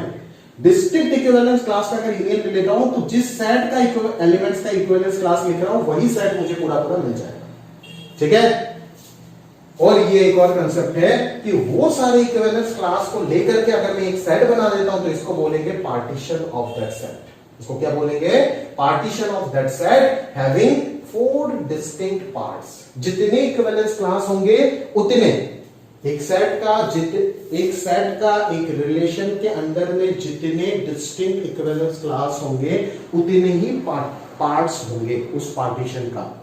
और वो सारे डिस्टिंक्ट इक्विवेलेंस क्लास को लेकर के अगर एक सेट बना दिया जाता है तो उसको हम बोलेंगे पार्टीशन ऑफ दैट सेट। और इसमें कितने पार्ट्स होंगे? उसमें उतने ही पार्ट्स होंगे जितना कि आपका डिस्टिंक्ट इक्विवेलेंस क्लास जनरेट होगा। तो अभी बेसिकली हमने क्या किया? ये एक इक्विवेलेंस रिलेशन होना पड़ेगा। ये सारे कहानी किसके लिए चल रहा है? इक्विवेलेंस रिलेशन के लिए चल रहा है। ये अगर इक्विवेलेंस रिलेशन नहीं है तो कहानी नहीं बनेगा। इक्विवेलेंस रिलेशन से हमने इक्विवेलेंस क्लास निकाला डिस्टिंक्ट, मतलब इनडायरेक्टली हमने क्या किया? एक इक्विवेलेंस रिलेशन दिया हुआ था और हमने पार्टीशन निकाला। ये देखो पार्टीशन निकाला। समझ में आ रहा है ना? क्यों पार्टीशन निकाला हमने? क्योंकि हमारा क्वेश्चन मान लो ये है, इक्विवेलेंस रिलेशन गिवन है, सेट गिवन है, कैपिटल X गिवन है, रिलेशन R गिवन है और हमें बोला गया है पार्टीशन निकालो। तो हम क्या करेंगे? सबसे पहले कैपिटल X का कैपिटल R रिलेशन के अंदर में जितना डिस्टिंक्ट इक्विवेलेंस क्लास है वो सारी चीज निकालना पड़ेगा। और वो निकालने के बाद अगर उनको लेकर के एक सेट बना देता हूं तो वो पार्टीशन बन जाएगा उस सेट का, और उसमें उतने ही पार्ट्स होंगे जितने डिस्टिंक्ट इक्विवेलेंस क्लास पॉसिबल होंगे। समझ में आया? अभी एक और क्वेश्चन, एक और अच्छा क्वेश्चन मैंने यहां पे लिया है। आप देख सकते हो कि मैंने क्या है, मैंने यहां पे उल्टा किया है। सेट दिया है आपको, पार्टीशन दे दिया। सेट दिया है आपको, पार्टीशन दे दिया, बोला है इक्विवेलेंस रिलेशन बताओ। क्या होगा ऑन सेट एक्स। समझ में आ रहा है ना? ये क्वेश्चन क्या था, सेट दिया हुआ था, रिलेशन दिया हुआ था, इक्विवेलेंस रिलेशन और पार्टीशन निकालना था, जो कि हमने इक्विवेलेंस क्लास लिखा ना, फिर उन सबका सेट ले लिया तो पार्टीशन आ गया और सारे पार्ट्स भी मिल गए जो कि डिस्टिंक्ट है। और अभी हमें क्या करना है कि पार्टीशन दिया हुआ है, सेट दिया हुआ है, सेट तो देना ही पड़ेगा, पार्टीशन दिया हुआ है, इक्विवेलेंस क्लास निकालना है। दो ही पॉसिबिलिटी, दो ही टाइप के क्वेश्चन बन सकते हैं। समझ में आ रहा है ना? तो इसको एक बार समझते हैं। एक चीज यहां पे ध्यान से देखो, एक चीज ध्यान से देखो, ये जगह अरेंज कर देता हूं, इतने से मैं काम कर देखो। आपको दिया है कैपिटल एक्स, क्या ए ई आई ओ यू, सेट ऑफ वॉयल्स, ठीक है। और पार्टीशन जो दिया है उस चीज को ध्यान से देखो, ए कॉमा ई, ओ और आई यू। देख, तो इस पार्टीशन को पहले समझने का कोशिश कर। इस पार्टीशन में एलिमेंट जो है वो सेट के फॉर्मेट में लग रहा है। इधर इक्विवेलेंस क्लास है और इधर सेट है, मतलब इक्विवेलेंस क्लास ही सेट है। अब बिल्कुल इक्विवेलेंस क्लास तो सेट है ना, देख रहे हो ना? समझ में आया? तो इस इक्विवेलेंस क्लास के अंदर जो एलिमेंट्स है वो सारे के सारे क्या है, देख सकते हो आप? इस इक्विवेलेंस क्लास के अंदर जो एलिमेंट्स है, -8 -4 0 4 8, इसको पकड़ा। इधर भी इसके अंदर क्या है एलिमेंट, सिर्फ दो एलिमेंट है, इधर इनफाइनाइट है। अगर मैं इस congruence modulo R equivalence relation, congruence modulo 4 is equivalence relation को आर ऑर्डर्ड पेयर फॉर्मेट में लिखने का प्रयास करता तो क्या लिखता मैं, 0,0 0,4 0,8, फिर खुद का -4,-8। ये तो इनफाइनाइट है इसलिए खत्म नहीं कर पाऊंगा। अगर ये फाइनाइट होता, मान लो सिर्फ -4 0 4 होता, तो क्या लिखता मैं यहां पे, क्या लिखता? आप खुद सोचो ना एक बार, रिलेशन क्या लिखता मैं? 0 0 आता, 0 -4 आता, फिर -4 0 आता। समझ में आ रहा है ना? फिर 0 4 भी आता, फिर 4 0 भी आता। इस प्रकार से मतलब जितने पॉसिबल ऑर्डर्ड पेयर हो सकते हैं एलिमेंट को लेकर के सब आ जाता है, क्योंकि इक्विवेलेंस क्लास में जो भी एलिमेंट्स आ रहे हैं उनको खुद के साथ रिलेट करवाओ या फिर उसी सेट का किसी दूसरे के साथ रिलेट करवाओ, वो जो ऑर्डर्ड पेयर बनेगा वो रिलेशन को सेटिस्फाई करेगा, क्योंकि उसी से तो आप ये कहानी लिख रहे हो। तो यहां से अगर कोई भी इस इक्विवेलेंस क्लास का जो सेट है, ये जो इक्विवेलेंस क्लास का सेट है, यहां से कोई भी दो एलिमेंट पिक करके अगर मैं एक ऑर्डर पेयर बनाता हूं तो वो इस रिलेशन को सेटिस्फाई करेगा ही। तो अभी आप थोड़ा बहुत रिलेट करना सीख जाओगे, अभी आप थोड़ा बहुत समझ पा रहे हो कि मतलब सर आप ये बता रहे हो कि यहां पे जो चीज लिखा गया है उसके एक सेट ही लिखा गया है, इस सेट के अंदर जितना भी एलिमेंट है उन सब में से मैं कोई भी दो खुद के साथ रिलेट करवाओ या किसी और के साथ, कोई भी दो, मतलब कुछ भी ऑर्डर पेयर अगर यहां से पॉसिबल बनाता हूं वो आर का एक एलिमेंट होगा, इतना कंफर्म है। मतलब क्या, अगर ये पार्टीशन का एक सेट है, मतलब ये एक इक्विवेलेंस क्लास है, अगर ये एक इक्विवेलेंस क्लास है, यहां पे 3 डिस्टिंक्ट क्लास दिख रहा है आपको, अगर ये इक्विवेलेंस क्लास है तो इन दोनों को लेकर के जितने पॉसिबल ऑर्डर पेयर बन सकते बना लो, सारे के सारे इक्विवेलेंस रिलेशन के अंदर आएगा। तो इक्विवेलेंस रिलेशन जो बन जाएगा वो क्या बन जाएगा, इन दोनों को लेकर के जितने पॉसिबल हो सकते बना लेते। ए बना सकते हैं, ए ई बना सकते हैं, ई ए बना सकते हैं, फिर ई बना सकते हैं। जीरो को लेकर के क्या बना सकते हैं, एक ही पॉसिबल होगा, 0 0 खुद के साथ खुद। आई यू के साथ क्या बना सकते हैं, आई यू, फिर क्या आएगा, यू आई आएगा, फिर क्या आएगा, यू आई। समझ में आ रहा है, क्लियर है? तो अगर सजा करके लिख लूं तो क्या हो जाएगा, ए आ जाएगा, ई आ जाएगा, आई आ जाएगा, ओ आ जाएगा, यू आ जाएगा। ठीक है, उसके बाद और कौन आ रहा है, और कौन आ रहा है, देख भाई, ए आ रहा है, ई ए आ रहा है, आई यू आ रहा है, यू आई आ रहा है। समझ में आ रहा है? कितने एलिमेंट्स हो गए, 9 एलिमेंट्स हो गए। आ रहा नहीं आ रहा भाई, 9 एलिमेंट्स आ रहा है। और चेक करके देखो, ये 5 तो रिफ्लेक्सिविटी का पहचान हो गया, ये 4 सिमेट्रिसिटी का पहचान हो गया, और ओवरऑल ये ट्रांजिटिविटी है। तो ये रिलेशन एक इक्विवेलेंस रिलेशन है, और वही इक्विवेलेंस रिलेशन डिफाइन हो रहा है इस पार्टीशन के अंदर। समझ में आ रहा है? थोड़ा सा ट्रिकी और घुमा हुआ कंसेप्ट लग सकता है आपको, बट ये प्रॉपर और क्लियर सेट थ्योरी का कंसेप्ट है, आपको ध्यान से समझना पड़ेगा। ये लास्ट कंसेप्ट है रिलेशन का।